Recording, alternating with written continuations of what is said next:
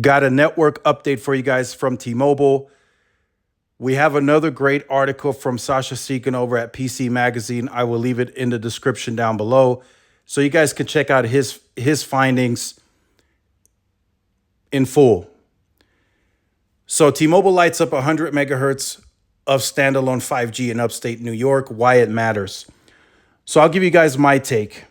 So T-Mobile standalone, 5G standalone, should be the most mature out of any carrier. They've been running it since 2019 on low band.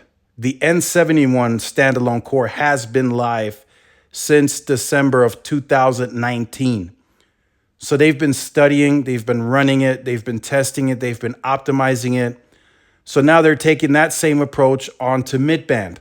So now they're just really moving that mid-band layer onto that standalone core that should be more mature.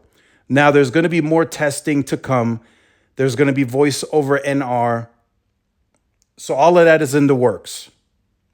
But, and this is just my opinion, and I'm sure a lot of you will agree,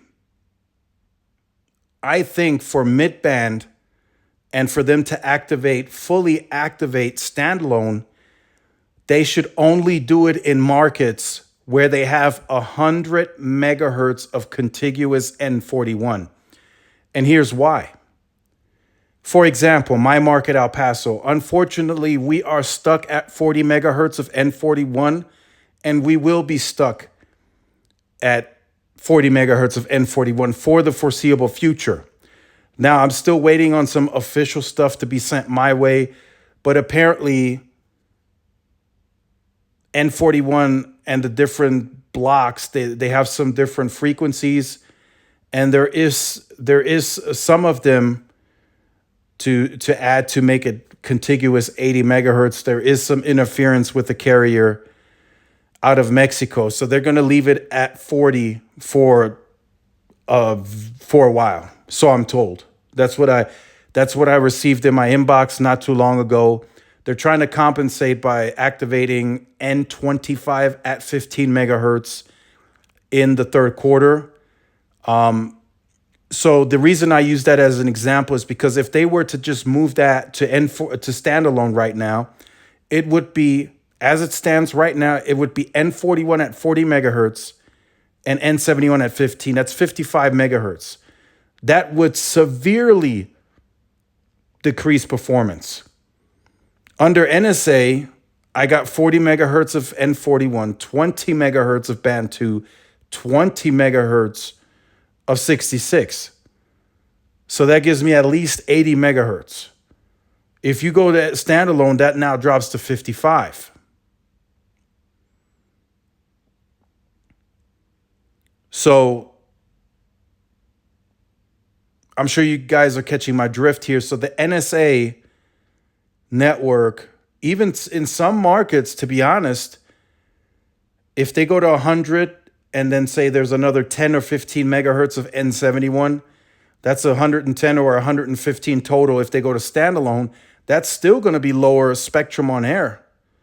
If you include the spectrum that they had on NSA with LTE, a lot of these markets, 130, 140 megahertz total. Now, I know there are some areas that are already aggregating the extra N41 channels. So like Los Angeles, I'm seeing 140 megahertz. I saw recently a post 150 megahertz of N41. Now, those markets shouldn't see a big difference in performance going to standalone, but some markets will see lower performance on the standalone core because there's just not as much bandwidth on air versus what we saw on NSA. So I speak to Verizon engineers daily, and they tell me they're in no rush to go to standalone. Voice over LTE is more mature, more reliable. There's more spectrum on air with the LTE carriers. So they're like, why do it? Why do it now? They're going to prep. I'm told Q3, Q4, they're going to prep. We're going to see some activity on standalone, but they're not forcing the issue. AT&T, they're not forcing the issue. There's no need. T-Mobile is forcing the issue. T-Mobile wants to be first. They want to be out ahead. And that's what they're going to deal with. You're going to see a degradation in performance. You're just going to see it. I've seen people tell me they're on standalone and their speeds are slower. I've seen people tell me that they got the new Arcadian unit on home internet that's on standalone. Performance is slower. So just to put that out there, that's my take on that standalone situation. Now, when they start putting the extra N25 of PCS on air with the N41, N71, and then they start moving the other layers and once they get to that 200 megahertz of bandwidth, then it'll be fine. It'll pick up in speed again. You'll start seeing stronger and faster performance. But for now, you could start seeing a degradation in performance if they move to standalone too quickly. So make sure you guys like, share, subscribe to the channel. Follow my social media outlets for more updates.